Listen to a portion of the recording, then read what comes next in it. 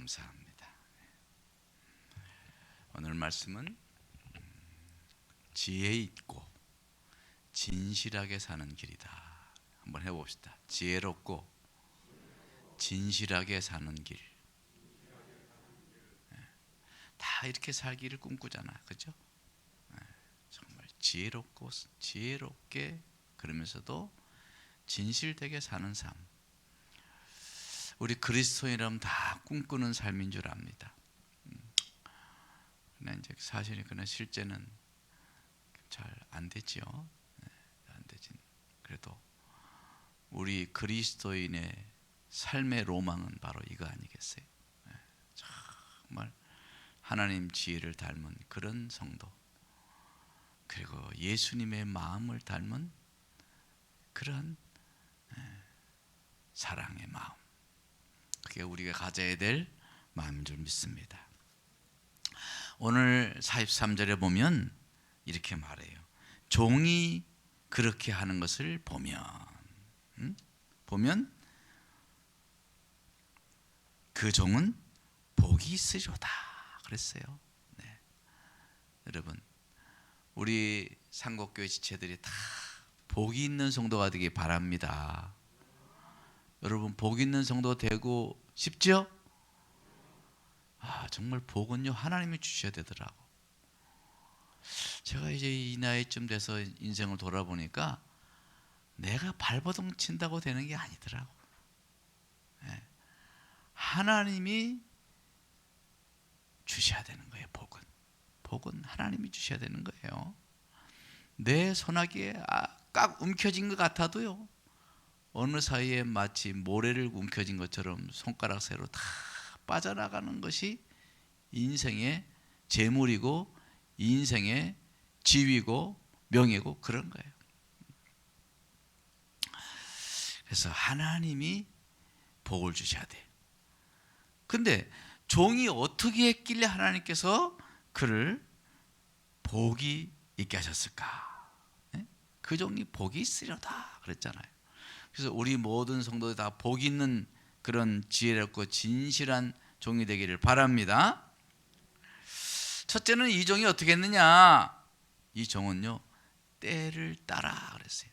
때를 아는 종이에요. 때를 잘 분별하는 종인 거예요. 여러분, 때와 시간은 좀 다릅니다. 개념이. 때는 목적 있는 시간이라고 한다면 시간은 그냥 흘러가는 시간인 거죠. 그래서 이 헬라어에 중요한 이 시간을 말하는 중요한 두 단어가 있다고 예전에도 제가 말씀드린 적이 있어요. 그게 뭐냐면 크로노스와 카이로스라고 하는 시간입니다. 해봅시다. 크로노스, 카이로스. 이건 아주 헬라어의 시간을 가리키는 중요한 두 가지의 개념을 말하는 단어예요. 그러면 크로노스가 뭐냐? 크로노스는 자연적인 시간, 해가 뜨고 지는 시간이에요. 지구의 공전과 자전을 통해서 결정되는 그런 시간인 것입니다. 이건 그냥 주어지는 시간인 거예요. 반면에 그러니까 이 크로노스는 태어나고 늙고 병들고 죽는 생로병사의 시간인 것입니다. 반면에 카이로스라고 하는 이 시간, 이것은 아주 의식적인 시간이고 주관적인 시간이에요. 목적적인 시간입니다. 순간의 선택이 인생을 좌우하는 그런 기회의 시간이 될 수도 있는 것입니다. 결단의 시간이 되기도 합니다. 그래서 크로노스의 시간 속에서 우리는 카이로스의 시간을 창출하는 것이 바로 지혜로운 성도의 삶인 것입니다. 오늘 여기 나오는 이 때라고 하는 것이 바로 그 카이로스의 시간, 결정적이고 의미적이고 주관적이고 그리고 기회의 시간, 목적의 시간, 이것이 카이로스입니다. 똑같은 24시간을 살더라도 어떤 사람은 때를 따라 사는 사람이 있는가 하면 어떤 사람은 시간이 흘러가는 대로 사는 사람이 있습니다. 아침에 일어나서 그냥 시간에 시간의 이 추가 가는 대로 그냥 흔들린 대로 같이 흔들 하루를 살아가는 거죠. 대부분 많은 사람들이 그렇게 살죠. 그러나 우리 그리스도는 그렇게 살면 안 된다는 거예요. 왜? 세월을 아끼라, 때가 악하니라. 에베소 5장 말씀하죠. 때가 악하니까 세월을 아껴야 되는 거예요. 세월을 아끼려면 그렇게 크로노스의 시간으로 살면 안 되는 거지. 카이로스의 시간으로 살아야 되는 거예요. 지금 무엇을 해야 할 때냐? 이것을 놓치지 않고 살아가는 것, 그것이 하나님의 지혜로운 종이 살아가는 모습인 줄 믿습니다. 자, 지금 연말이에요. 연말. 이 연말 우리는 어떻게 살아가야 되느냐? 많은 사람들이 연말 연시를 맞이해서 사람들을 만나고 같이 먹고 마시고 나누며 시간을 보냅니다. 그것도 물론 중요한 시간일 수 있어요. 그러나 그냥 목적 없이 같이 시간을 보내는 그런 시간이라고 한다면 그는 그저 크로노스, 생리적, 상황적 욕구대로 시간을 보내고 있는 것이. 하지만 지혜롭고 신실한 종은 이 때를 분별합니다. 때를 분별해.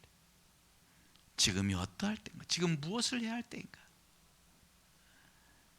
이 귀중한 한 해가 지나가는 이 귀한 시점에 우리는 기도하며 한 해를 돌아보는 지혜로움이 있어야 될 줄 믿습니다. 예. 역사를 잃어버린 민족은 망한다 그러잖아요. 돌아봄이 없는 인생은 다람쥐 쳇바퀴 돌듯이 늘 그냥 매냥 그 모습 그대로 살아가는 거예요. 그 나물에 그 나물이 되는 거예요. 그 물에 그 나물이 되고. 우리는 한 주간 동안 이제 이번 한 주간은 정말 마지막 2021년도의 마지막 한 주간이 딱 남았어요. 이 한 주간의 시간을 어떻게 보내야 될까? 한 주간 동안에 한 해 동안에 미진했던 그런 나의 모습들, 아쉬웠던 나의 모습들, 좀 후회되는 시간들, 그런 것이 있지 않겠어요? 왜 그랬을까? 그 시간을 한번 돌아보는 시간이 되어야 되는 거예요. 저도 엎어져서 자려고 하는데 한 해가 올 한 해도 쭉 지나가는 거예요. 아쉬웠던 시간도 마음이 아픈 시간도 지나가고, 정말 내가 왜 그랬을까? 내가 그때 왜 그랬을까? 이런 시간도 쭉 지나가요. 그래서 제가 이번 한 주간 동안은 정말 한 해를 정말 무엇보다 잘 정리해야겠다, 이런 생각을 가지고 오늘 말씀에 임한 것입니다. 그리고 또 이제 새해를 맞이할 텐데 2020년도에는 내가 어떻게 살아야 될까? 어떻게 살아야 될까를 지혜를 구하고 하나님 앞에 기도하면서 지혜를 구하고 하나님께서 나의 길을 인도하시기를 지혜를 구하고 그렇게 한 주간을 또 살아가 보려고 합니다. 사랑하는 성도 여러분, 그렇게 준비를 하며 한 해를 맞이해야 되는 거예요. 준비되지 않은 한 해는 또다시 후회하는 한 해가 되고 말 것이기 때문에 그렇습니다. 여러분, 우리 2022년도 잘 살아봐야 되잖아요. 그렇죠? 네? 이번 한 주간을 정말 이 크로노스의 한 주간으로, 아니 카이로스의 한 주간으로 의미 있는 한 주간으로 살아가기를 주님으로 축원합니다. 그 다음에 이 두 번째 이 종은 진실한 종이라고 했어요. 지혜롭고 진실한 종이라고 그랬잖아요. 그는 또한 진실한 종이라고 그런 거예요. 이 진실한 종은 나누어 주는 자였던 거예요. 때를 따라 나누어 주는 자. 사람은 나누는 사람이 있는가 하면 끌어모으는 사람이 있어요. 다시 말하면 욕심쟁이가 있고 욕심을 내려놓은 사람이 있어요. 이기주의자가 있고 이타주의자가 있어요. 해보죠. 나는 who who are you? 누구예요? 누구? 나는 누구냐? 나는 이타주의자인가? 이기주의자인가? 여러분, 그러면 교회는 이기주의자예요? 이타주의자예요? 교회는 뭐 당연하죠. 당연하죠. 여러분, 우리 두말할 것도 없이 기독교는 무조건 모으는 종교가 나누는 종교 아닙니까? 이타적인 종교죠. 사랑의 종교 아닙니까? 교회도 당연히 이타적인 나누는 공동체가 돼야만 될 줄 믿습니다. 그렇죠? 성도님들도 당연히 나누는 사람이 되어야 되는 거예요. 그것이 기독교의 가장 기본적인 윤리입니다. 윤리 할 때 기독교의 윤리는 무엇보다 사랑의 윤리, 나누는 윤리, 섬김의 윤리. 그래서 교회는 이타적인 집단이에요. 이타적인 기관이에요.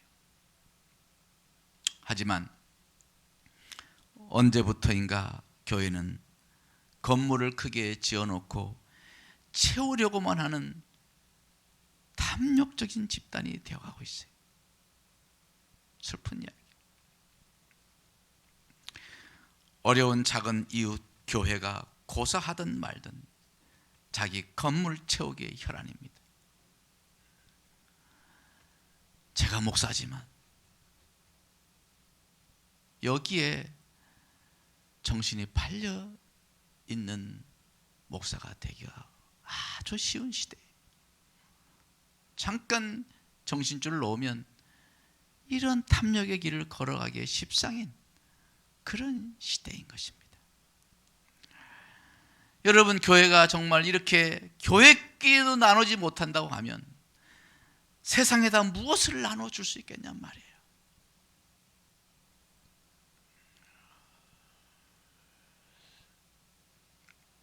이 이야기를 더 깊이 하려면 참 가슴 아픈 이야기들이 많습니다.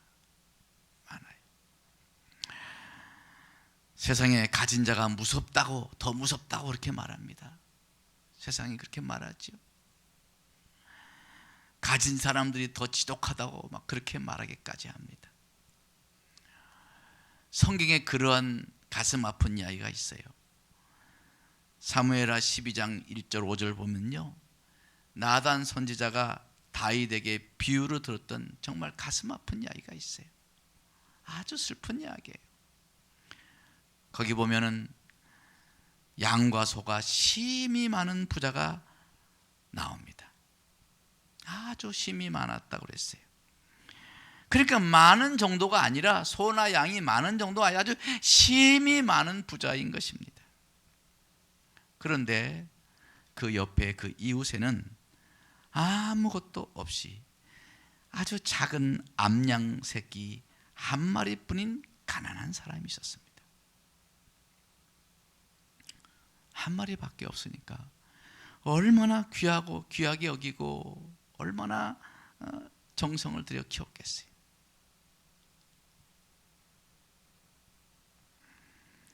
그 어린 양을 자기 자녀들과 함께 자라게 하는데 자기가 먹는 것을 먹이고 자기가 마시는 잔에 마시게 하고 자기 품에 눕게 하여 재웠다고 그렇게 말씀하고 있어요. 마치 자기의 딸처럼 키웠어요. 딸처럼. 그런데 어느 날 부자에게 손님이 찾아왔어요. 그 부자는 그 손님을 대접하기 위해서 자기의 그 많고도 아주 심하게 많은 양들 속에서 양을 잡지 아니하고 그 가난한 자의 정말 그에겐 딸과 같은 그 하나밖에 없는 그 암양 새끼를 빼앗아다가 잡았다고 이야기를 합니다. 그 이야기를 들을 때 다윗이 뭐라 그랬는지 아세요? 그는 정령 죽을 자로다. 정령 죽을 자로다. 죽여야 된다 이거지. 그랬을 때 나단 선생님, 바로 당신이 그 사람이라고. 다윗이 그때 깨닫고, 자기는 처첩이 많았지만 충신의 하나밖에 없는 그 여인을 취했던 것이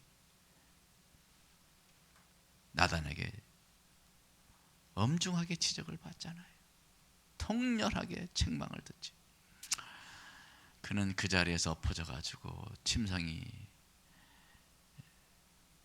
눈물로 뜰 정도로 그렇게 회개했다는 말씀이 나옵니다.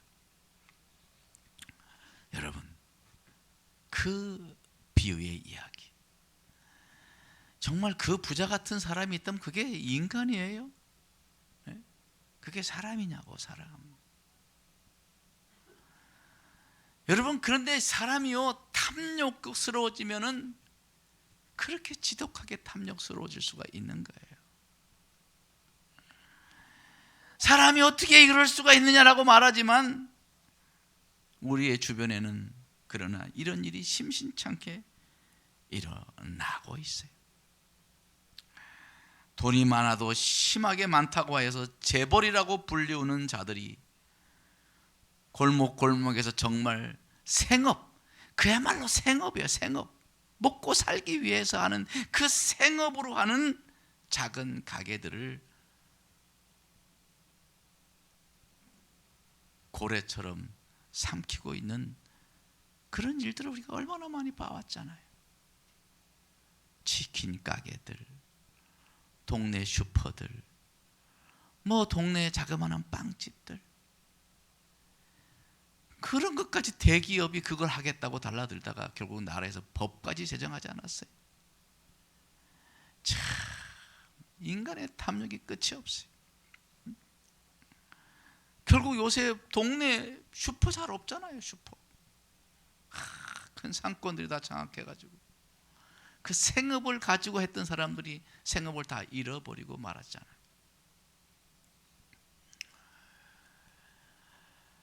한편 그럼 교회는 다를까? 교회는 다를까? 여러분, 개척교회들이 정말 성도 하나를 찾는 것이 얼마나 어려운지 모릅니다. 그러다가 성도 하나를 만나면 마치 자기 식구처럼 웬만한 가족보다 더 소중히 여기고 정성을 다해서, 온 정성을 다해서 키워놓아요. 그런데 어느 날 바람처럼 휑하니 대형교회 숲으로 사라집니다.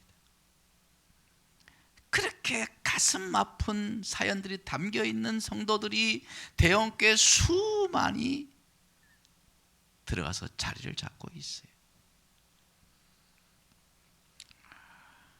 여러분, 그 허탈함을 당해보지 않은 사람은 알 수가 없을 거예요. 저는 개척교회를 한 사람이잖아요.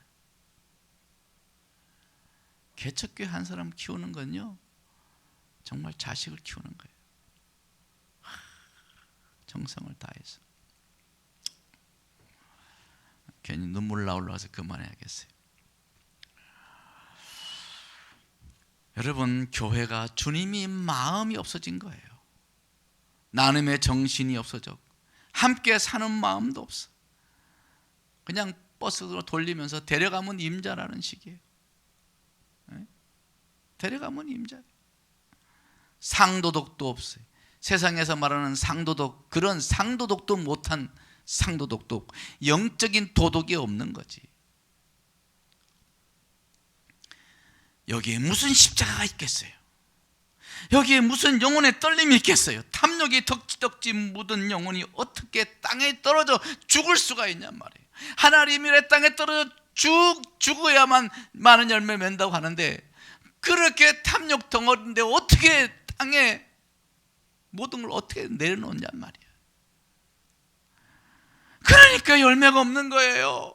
열매가 없는 거예요. 겉만 번질해지는 거예요. 자꾸 겉만 번질해지고 있어요. 우리 교회도 그렇게 되지 않기를 항상 주의해야 될 줄 믿습니다. 이렇게 소금이 녹아지지 않고 욕심 덩어리로 뭉쳐 있으니 어떻게 맛을 내냐고요. 그러니까 세상에서 세상 사람들이 교회를 손가락질하는 거예요. 주님 말씀처럼 맛을 잃어버리니까 다만 새 사람들에게 밟힐 뿐이니라 그대로 된 거예요. 아주 처참하게 밟히고 있잖아요. 너무너무 속상한 일이죠. 그러니 교회가 맛이 없고 멋이 없다는 거죠. 나누는 맛이 없다는 것입니다.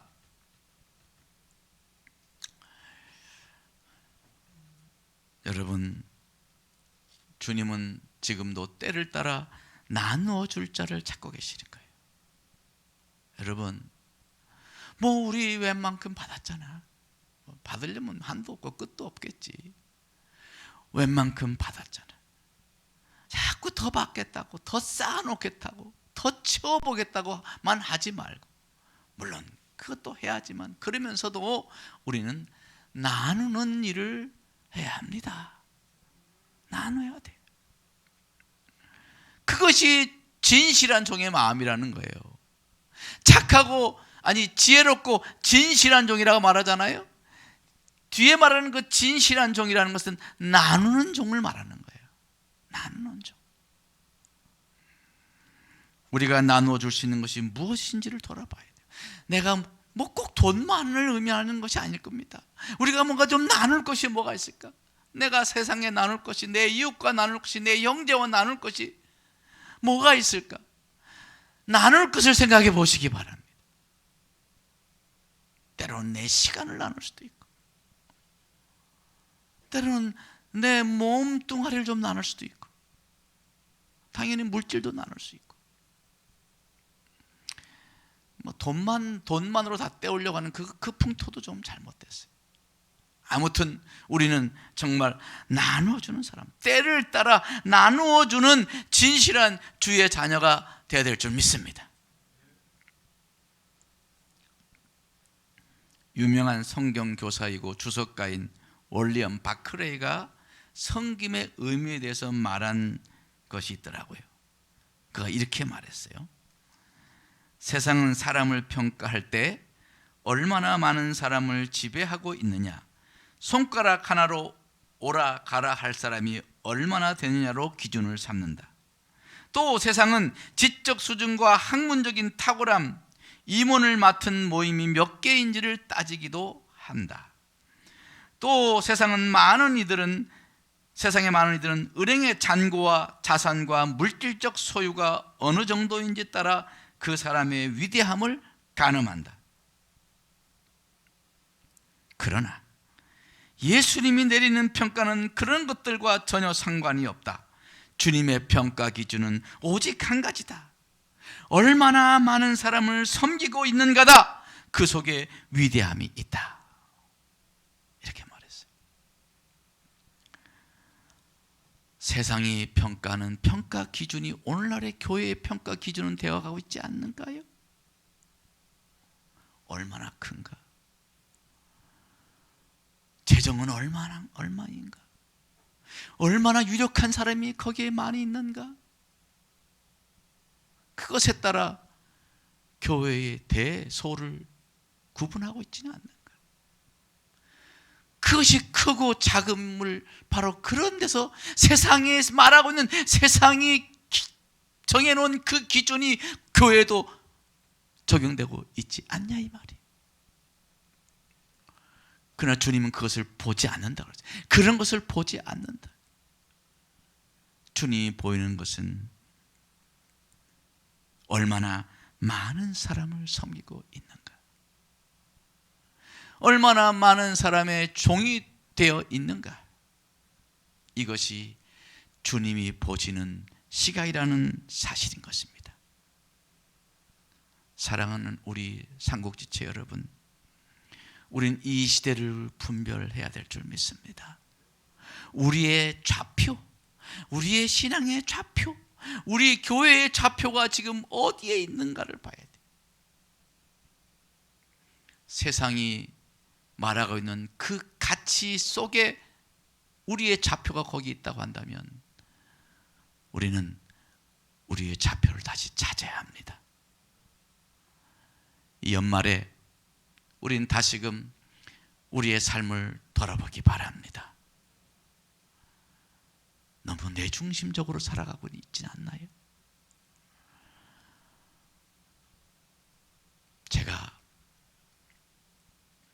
저도 너무 후회되고 부족하지요. 그런 면에서. 그래서 내가 좀 새로운 교회를 다시 한다고 한다면 정말 이것을 놓치지 말아야 되는데, 그래서 제가 우리 교회 통합할 때 조건을 내세웠어요. 조건. 우리 장로님한테 조건을 내세웠어요. 교회 통합하는데 조건이 있습니다. 그것은 경상비의 10분의 1은 성교비 구제부로 사용합시다. 저는 한 20% 하고 싶었지만 또 너무 충격적이 되면 안 될 것 같아서 10분의 1을 합시다. 그래서 우리 교회가 지금 그나마 뭐 많이 하는 거 아니죠. 우리 교회가 뭐 약하니까 그것을 가지고 어쩌면 좀 더 효율적으로 효과적으로 섬길 수 있을까 해서 제가 알아보고 또 다른 사람에게 귀동냥을 하고 다 알아보고, 그래서 그 선교를 하고 구제를 하고 이렇게 하고 있습니다. 연말 되니까 인사하는 분들이 꽤 있어요. 참 그때 참 어려웠었는데 힘이 되었노라. 그게 뭐 그들에게 뭐 막 한꺼번에 많이씩 몰아줄 수가 없으니까 때로는 20만 원, 30만 원도 드리고 50만 원 드리기도 하고 뭐 이렇게 했는데, 그것이 큰 도움이 아니라 그냥 힘이 된 거지. 힘이 되는 거지. 여러분, 우리가 내년엔 좀 더 그렇게 섬기는 교회가 됐으면 좋겠어요. 네? 그래서 우리 자신도 섬기고 우리 교회도 함께 섬겨나가는 그런 섬김의 길을 가는 그런 우리 성도들, 우리 교회가 되기를 간절히 바랍니다. 때를 아는 자가 지혜로운 종이요 나누며 사는 사람이 진실한 종입니다. 지금 지혜롭고 진실한 교회, 그 진실한 성도는 어떤 사람이냐? 지금의 시대가 그런 시대예요. 교회가 지금은 말로 해서는 이 세상이 돌아보지 않습니다. 우리는 때를 알아서 섬기며 종이 되는 심정으로 신앙생활을 해야 다시금 우리 교회의 망가진 이미지를 회복하는 그런 길이 될 줄 믿습니다. 여러분, 나누는 교회가 큰 교회지 자기만 크려고 하는 교회가 무슨 큰 교회겠어요. 나눌 줄 아는 사람이 진정한 부자인 것입니다. 코로나로 다들 어렵겠지만 그래도 작은 것이라도 나누며 마음 많은 부자로 살아가는 우리 상국체들 되기 바랍니다. 그래서 내년에는 무엇을 얼마나 나누며 살지를 이번 한 주간 좀 기도하면서, 그래서 우리 교회가 정말 섬기는 교회로서 자리 잡을 수 있도록 2022년도는 섬기는 교회로서의 모습이 갖춰질 수 있도록 우리 모두 함께 힘써 주시기를 주님으로 간절히 부탁합니다. 그래서 2022년도 이 마지막 주간에 한번 돌아보자고요. 주님께서 가신 길, 주님께서 우리에게 부탁하신 그 길 우리가 같이 가야 되지 않겠어요? 지금도 이 코로나 속에서도요, 그래도 선교지로 나가야겠다고 나가려고 하는 선교사님들이 얼마나 많은지 몰라요. 근데 그들 뒤를 밀어주는, 등을 밀어주는 교회들이 점점 작아지고 있어요. 교회가 물론 어려우니까. 여러분, 우리 교회가 섬기는 교회로, 섬김에 있어서 큰 교회가 되기를 간절히 바랍니다. 우리 교회 성도들이 섬기는 성도로 큰 성도가 되기를 주님으로 축원합니다. 기도하겠습니다. 하나님 아버지, 코로나 시국에 살림이 옹색해지고 또 마음도 옹색해지고 불안해서 우리의 마음이 작은 콩알과 같아졌습니다. 아버지여, 그러나 우리 주님을 바라보며 없는 중에도 나누는 그러한 정신, 초대교회처럼 예루살렘 교회도 그 어렵고 힘들었지만 그 가운데 속에서도 그 주변에 수많은 교회들이, 그 어려운 개척의 교회들이 예루살렘 교회를 섬겼지 않습니까? 하나님 아버지, 우리가 이 어려울 때일수록 우리는 더욱더 섬기는 자리에 서게 하여 주시옵시고, 어려워도 함께 나누며 살아가는 그런 따뜻한 정이 있는, 사랑이 있는 그런 성도로 살아가도록 도와주옵소서. 그리고 하나님께서 그러한 자를 복있다 하시고 복되다 하시며 복 주실 줄 믿사오니, 하나님 우리 모든 상국지체, 우리 상국교회 복 있는 성도, 복 있는 교회 되게 하여 주옵소서. 예수님 이름으로 간절히 기도드려 싸움나이다. 아멘.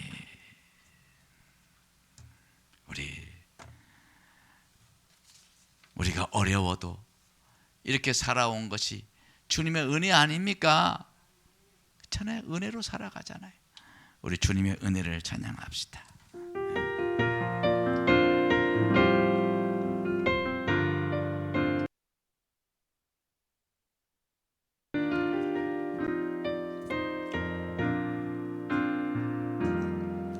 내가 누려왔던 모든 것들이, 내가 지나왔던 모든 시간이, 내가 걸어왔던 모든 순간이 당연한 것 아니라 은혜였소. 아침에가 뜨고 저녁에 노을, 봄의 꽃향기와 가을의 열매, 변하는 계절의 모든 순간이 당연한 것 아니라 은혜였소. 모든 것이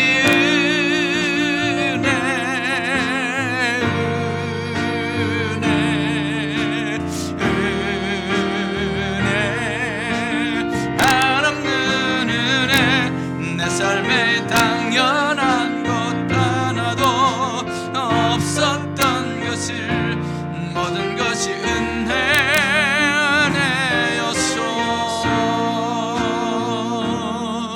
내가 이 땅에 태어나 사는 것, 어린아이 시절과 지금까지 숨을 쉬며 살며 꿈을 꾸는 삶, 당연한 것 아니라 은혜였소. 내가 하나님의 자녀로 살며 오늘 찬양하고 예배하는 삶, 복음 전환할 수 있는 축복이 당연한 것 아니라 은혜였소. 모든 것이 은혜,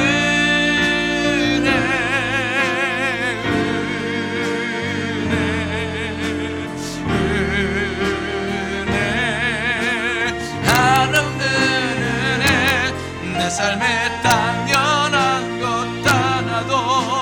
없었던 것을 모든 것이 은혜였소. 다시 한번 부릅니다. 내가 누려왔던 모든 것들이,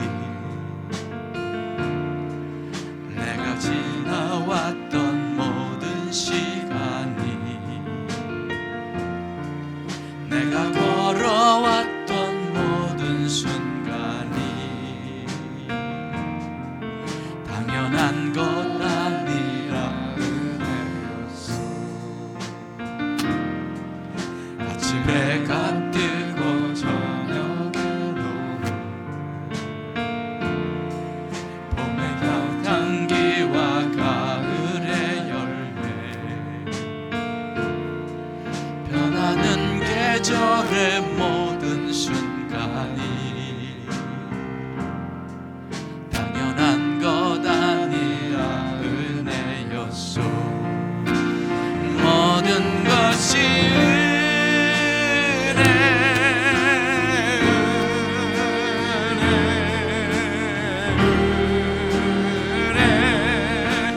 한없는 은혜, 내 앞에 당연한 것 하나도 없었던 것을 모든 것이 은혜였소.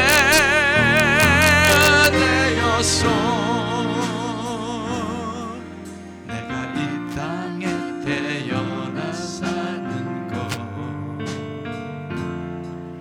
어린아이라서 지금까지 숨을 쉬며 살며 꿈을 꾸는 삶, 당연한 것 아니라 은혜였소. 내가 하나님의 자녀로 살며 오늘 찬양하고 예배하는 삶, 복음을 전할 수 있는 축복이 당연한 것 아니라 은혜였소. 모든 것이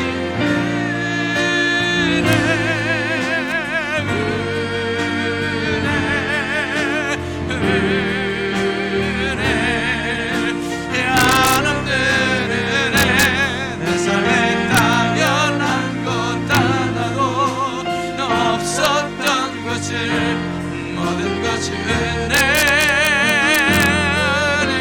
모든 것이 은혜, 것이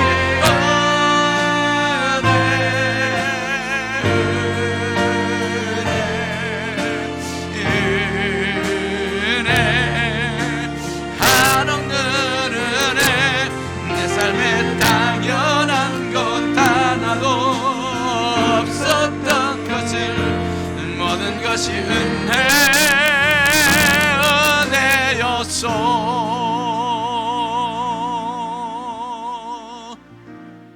우리가 이렇게 은혜 속에 살아왔어요. 하나님께 너무 많은 은혜를 받고 살아왔어요. 그렇다면 그 은혜를 이제 나눠야지. 오늘 주님 은혜를 감사합니다. 하늘을 돌아보며 하나님의 은혜를 감사하면서 내년에는 좀 그 은혜 좀 갚는 삶을 살게 하옵소서. 다 같이 우리 함께 기도하겠습니다. 기도하겠습니다.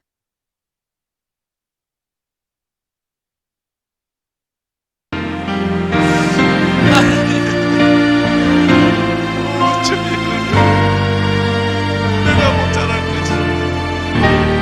내가 못 잘나서 한 것이. 내가 뭐 능력이 투철사하지.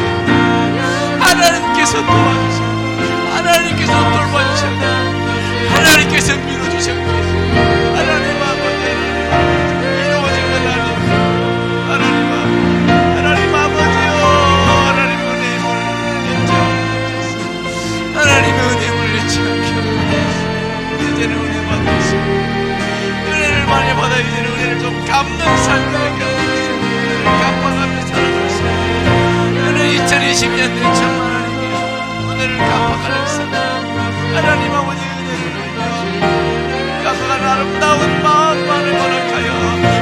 주시옵소서. 하나님 아버지, 아버지,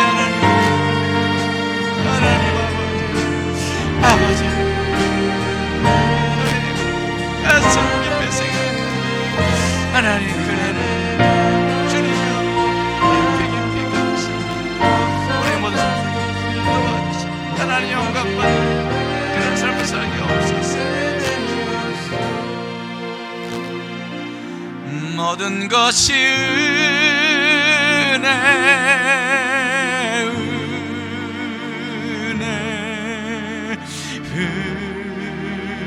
은혜 한없는 은혜 내 삶에 딱 없었던 것을 모든 것이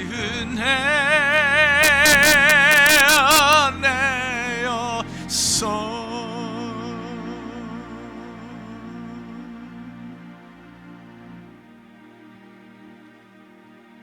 하나님,